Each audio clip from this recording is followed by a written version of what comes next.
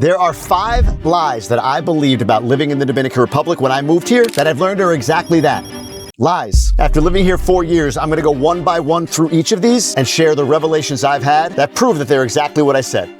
Lies. First one is safety. And look, if you've watched me before, I've talked about safety, but I'm gonna take it a little bit further today so I can just double down on how big a lie this was for us. First time I stepped foot in the Dominican Republic was 2009. My wife, who grew up here in a city called Higüey and moved to the United States when she was 12, when we started dating, she introduced me to this country. And as an American stepping for the first time in a city like Higüey, if you've never been, it's jarring. What today I would call a bustling city, back then I would call it chaotic or dangerous. So flash forward to 2022, we're deciding we're gonna move to the Dominican Republic for what was supposed to be a year. And even though my wife grew up here till the age of 12, she had never adulted here. She certainly didn't have kids to think about when she lived here. And because she grew up in the Dominican Republic in the 1980s and early 90s, what she remembers is probably not the safest place. So doing some research online and even talking to some of her relatives, they all suggested a place called Cana. And we moved there in the summer of 2022 because by all accounts, it was super secure, super safe, but they didn't explain to us that it's also super boring, at least to live there. More on that in a future video. After moving here, I continued to do what I had been doing for years in the States, documenting and sharing my life. Now it involved living in the Dominican Republic, and a lot of people really were interested in my perspective. And after a few months here and getting out of Cana, the most secure spot, and seeing the area and being in the greater Punta Cana area, even going into Higüey, where my wife is from, it was like,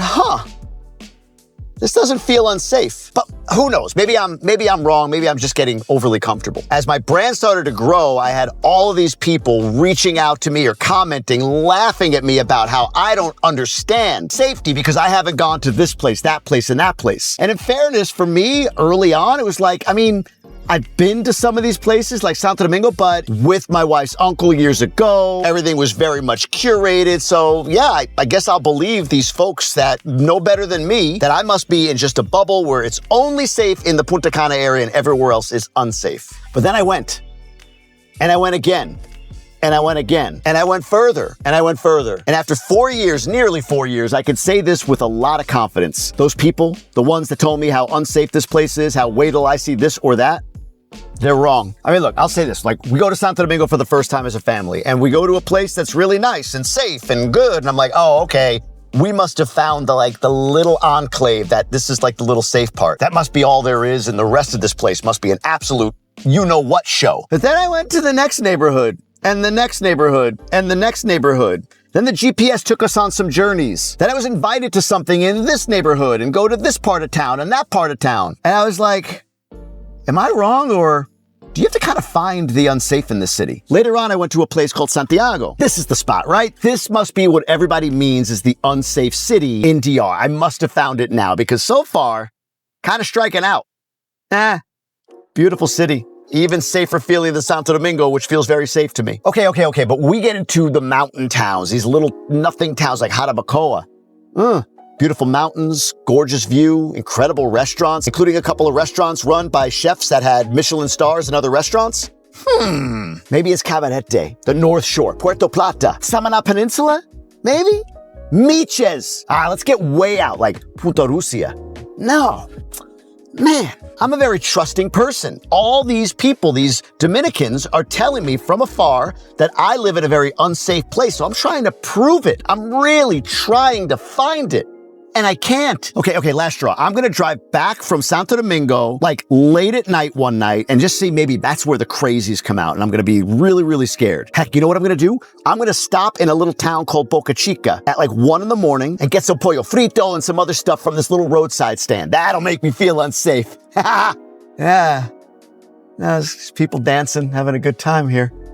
The obligatory disclaimer belongs right about here. In no way, and only morons would think I am saying this, but in no way am I saying there is no crime in the Dominican Republic, that there is zero concern with your safety, that you should just throw caution to the wind, go wherever you want, whenever you want, and you'll be fine. fine. Of course there's crime. It's mostly domestic, like almost all domestic. Opportunistic crime is very infrequent, happens, but it's not as frequent. And more importantly, it is easily avoidable. But let me go a little further on this safety thing. If you listen to certain folks, and again, mostly Dominican diaspora, I don't know why, they hate the country. They only come to barrios when they come back here. They have a negative perspective of whatever they left. I don't know. Some could be real trauma, right? Like they actually went through something really tough here. I'm not judging anybody, but like, it's mostly that. That's just factual that I get this response from. If it were up to them, I would never carry my cell phone in Zona Colonial. I would never be in Zona Colonial after dark. I would never drive from Santo Domingo to Punta Cana when the sun goes down. Hell, if I step off the resort, my life is at risk. And after 4 years, almost 4 years, I'm just like,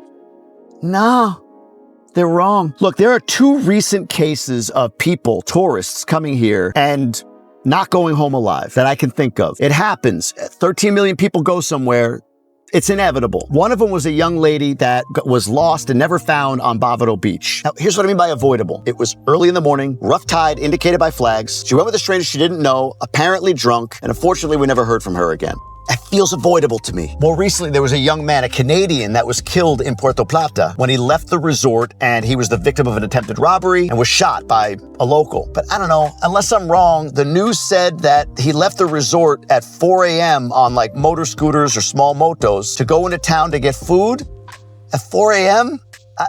If you don't know the area, you don't know the people, you're not familiar, it feels avoidable. Either way, a tragedy. Nobody deserved it. I'm qualifying all of my comments here. I'm not saying anybody deserved what happened to them in these 2 scenarios, not even a little bit. I'm just saying that in both of those cases, I could point to easily avoidable circumstances. Whereas the opposite is, if I simply walk around with a nice ring or a necklace on, I'm gonna be mugged no matter where I am in the country. That's the lie. I think we just completely debunked it. All right, if you thought number 1 riled some people up, number 2, this one will get some people's heart rate up. I don't know why, but it does. Second lie I believed, it's cheap to live in the Dominican Republic. Let me explain. It can be cheap to live in the Dominican Republic. You can find lifestyles that range from hundreds of dollars to tens of thousands of dollars per month. And depending on the person, that works for them. Now, to be really clear, if you are watching me right now, I'm just gonna guess, like, around you right now, you own a car, you got like a couch, you live in a nice house or a nice apartment, yeah, you can go to Starbucks. Like, I'm talking to you. There are folks in this country that are Spanish speaking on the lower end of the socioeconomic ladder, maybe not as educated, that only make a few $100s a month. They have to live on whatever they make. But I'm talking about you, a repatriating Dominican or an expat that's saying, I wanna move there and I hear it's cheap. Once again, it can be. But here's a better way to talk about cost of living. Your parallel lifestyle will cost you way less. Or maybe a better way of putting it is the dollar goes way further. Let me explain. If you want to live in a premier neighborhood with your family, we're talking like a Punta Cana village, Casa de Campo, Cocotal, Quintas de Pantezuela in Santiago, etc., etc. You may find yourself in a 4-bedroom house in a nice little spot. You've got a full-time housekeeper, live in, maybe one for the weekend as well. You own a couple of cars. You have top-notch medical insurance. Your kids go to great private schools. Hell, you might even have a driver to take you around some days of the week. You go out to dinner when and where you want to. You stop at Starbucks or Cafe Santo Domingo, whatever, whenever you feel like it. You're living kind of an American-style life in the Dominican Republic. For some, they don't want that. For some, they do. Let's add on to it. You've got dog groomers that come to your house to take care of the dogs. You've got a barber that comes to cut your hair or the kids' hair. You've got a car detailer that comes to your home to clean your car once a week. Now, living here in DR, in that premier community with the private school and the top-notch insurance and all the things I just described, easily you could spend $16,000, $17,000, $18,000 a month, at least $15K to $20, we'll say. For some watching, that is insanity, and I understand. For others watching, you get it. Electricity alone here is more expensive than I thought. That was a lie. Oh, electricity is cheap there. No. But rather than cheap or expensive, I like to look at it this way. Let's go with this $15,000 to $20,000 lifestyle. Remember all of the elements of it. Now let's compare it to if you had the same lifestyle in the same type of community in the United States. I met a guy down here that lived in Palm Beach, Florida. Not West Palm, Palm. Successful dude, and he walked through all of it with me. For all of the same stuff, a 4-bedroom house, the insurance, private schools, couple cars, a driver, couple housekeepers in your home, go out to dinner when and where you want to, etc., etc., etc. That is at least a $50,000 to $60,000 a month lifestyle in Palm Beach. We can go even further into a Manhattan, and you're gonna spend even more. So the lie is just simply that it's cheap, that for $1,000 you quote unquote live like a king. That's not this country anymore. However, if you're spending $2,000 in the US, that $2,000 goes goes way further here. The $1,500 apartment that you have there could be as nice or nicer for $500 here. Or it could be the opposite, where you're spending $11,000, $12,000 a month getting by in the United States, and here you're going like, well, we could spend 15, especially if we get all of that. Car detailers and barbers, massage therapists coming to the house. Again, imagine that life in the United States. So in a way, I'm trying to change the conversation around cost of living here. It's not a fight about it's cheap or it's expensive, that it's ridiculous to live on $15,000 a month, or like I might say, it's ridiculous to try to aim for $1,000 a month. It's just not going to get you as much as you think it will, in most cases. What's better said is choose your budget and know that the dollar will go further, or that if you want to extend your dollar more, you'll get way more for the money you spend here than you do in the United States. Okay, the number 3 lie that I've heard for the entire time I've been here is this: real estate is a scam. Like anywhere in the world, scams exist. Bad actors exist, all of that. But when I got into a pre-construction property, I was told it'll never get done. It's almost done. I was just there a few days ago. I have the video on my YouTube channel. You can see it. When I went to buy my own home that we live in right now, people were telling me that I'm never going to get the title, that there's not good laws to protect you. Wrong again. In fact, I watched this guy who's very skeptical of this market talk to his own attorney on a YouTube video and saying like, this happens, right? Because, you know, it's the Wild West. Anybody can make claim to title. Like he was like saying it in a knowing way, like scam, obvious, as happens all the time, right? And his own attorney was like, no, actually, we have a pretty good registry of deeds here. And that's what I've seen. You know, again, guys, I'm not saying DR is a perfect place. I always say it's perfect for us right now, but even perfect for us, there are plenty of imperfections that get annoying on a daily basis. But my God, this hatred over, you know, oh, they're just going to get you. They're going to scam you. I understand that people have gone through it. But look, I've lost 6 figures in investments on multifamily assets I went in as a limited partner on. But the last thing I'm going to say is don't invest in multifamily. It's a scam. Again, I found the opposite to be true. Get a good lawyer, get a good realtor who can guide you, and property acquisition here is pretty good. In fact, my biggest regret, I don't really believe in regret, but if I had to have a regret, or if I knew what I know now, then I would have bought way earlier. We gave up probably $200,000 worth of value, meaning we had to pay that much more to acquire the house that we got than if we had bought it a couple of years ago. But back then I thought, these prices can't be right. This is way too high. This place is going to crash. Then it didn't.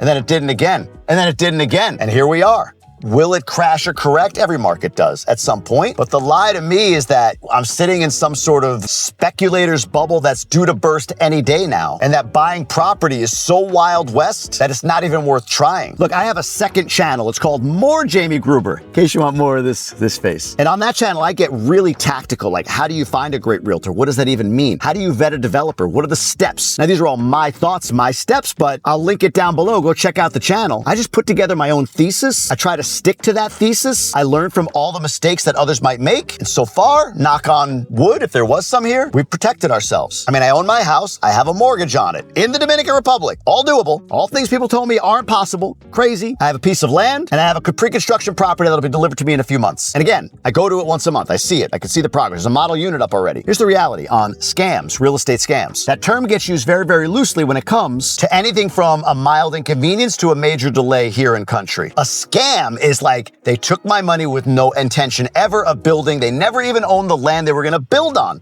That's a scam.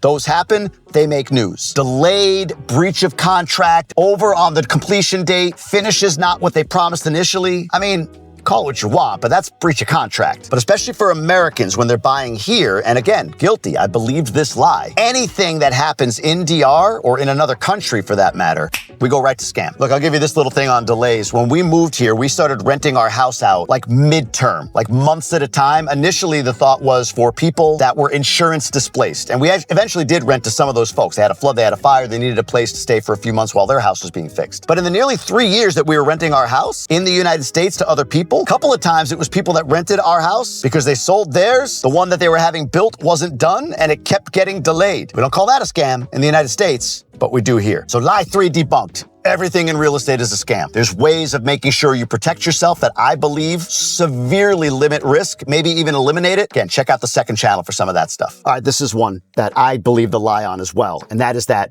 taxes are going to be super complicated. I'm going to have to pay double tax. Look, I did a video on taxes on this channel, and I have an even more nitty-gritty video coming out on taxes on a second channel, but let me give you a quick overview as to why this, for me, ended up being a lie. Number one, if you earn your money in the United States with active income, meaning you're working for that money and you're earning it here, the US, you got to file your taxes there. There's nothing to pay here in DR. There's some debate on territorial tax system here, but everyone I've talked to that's in the know here says that the way the banking system and the IRS down here are set up, you're not expected to pay taxes on active income earned elsewhere, even if you live here. Second, if you're a US citizen, again, you got to file your taxes every year. In the United States, you can actually limit or eliminate your taxes using something called the FEIE if you're a resident down here in the Dominican Republic. Again, more on the second channel on how you qualify for that. There are 2 tests. You need to pass one, but if you do, you could waive your tax burden in 2026 up to, I think it's like $130,000 or $132,000 of earned income in the United States. But for those of you that might be moving here and are going to pay taxes here in the Dominican Republic, income tax or whatever, still got to file in the United States. However, there's something called the foreign tax credit in the United States, which essentially says if you can show you paid taxes somewhere else, you can offset that against your burden in the US. You owe $3K in the Dominican Republic, you owe $5K in the United States, file the FTC, they waive $3,000 of the $5,000 in the United States, so you only pay $2,000. $3,000 here, $2,000 there, $5,000 total, you get it. If you owe less in the US than you paid in DR, then you don't owe any more tax. Simple as that. Now, when it comes to passive income, as a resident in country over 183 days a year and a resident for 3 years, there is a tax owed to the Dominican Republic. But again, the nitty-gritty ins and outs, you need to talk to a professional on that. On all of this, I'm giving you overview, talk to a professional on all of it. But the tax thing for me was like, not really, didn't really,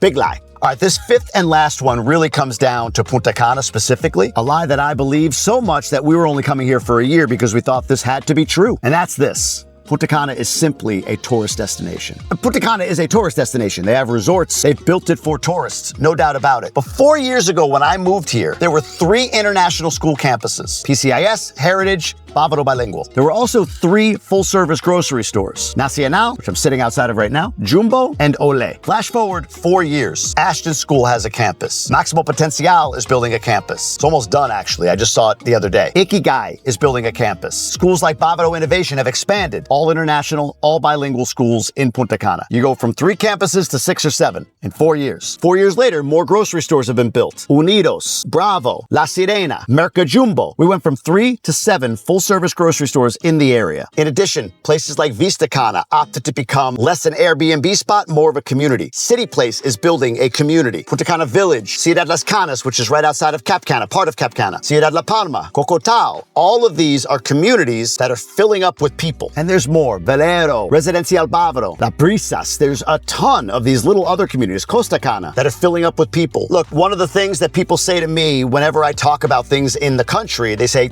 "You're in Punta Cana. You don't understand. There's no culture there." To which I say, poppycock. And I say that even more confidently 4 years in than I did even at the beginning. In the beginning, I thought like, oh no, I see more Dominican culture here than people give it credit for. I see more of a family or residential environment than Punta Cana gets credit for. But so much pushback, it was like, wow, maybe I'm wrong. I might be crazy. But the longer I live here, the more I understand that. And when you talk to local Dominicans here, no matter what, on the high end, the low end of the socioeconomic ladder, they don't buy into this idea that it's not real DR. Only people that have never lived here, or Americans, or Dominicans living in the United States or Canada have that sentiment. But Punta Cana, while it is a tourist hub, for sure, is a full-scale community. It's a city. It's a neighborhood. My kids are in soccer clubs, tennis clubs, gymnastics clubs. There's taekwondo, tai chi, there's dance studios, there's baseball clubs, breakdancing instructors, music lessons. It's just a bit more international maybe than some other parts of the country, so it gets dismissed as just a tourist destination. One of the biggest lies, honestly. Look, I'm making this video for the person who's really interested, maybe slightly skeptical, because they keep hearing all this negative stuff about DR. The other day, I met with our inner circle in Santo Domingo, and one of the members told me that her mother was coming here for the first time in 30 years. And because she watches Dominican news outlets, her perception of DR has been like, no, it's a dangerous place. I see the news. Like, I don't care what everything else says. I see the news, so I believe what my eyes are telling me. Unfortunately, the news shows you the worst of the worst that ever happens anywhere, no matter where you are. Her mother visited,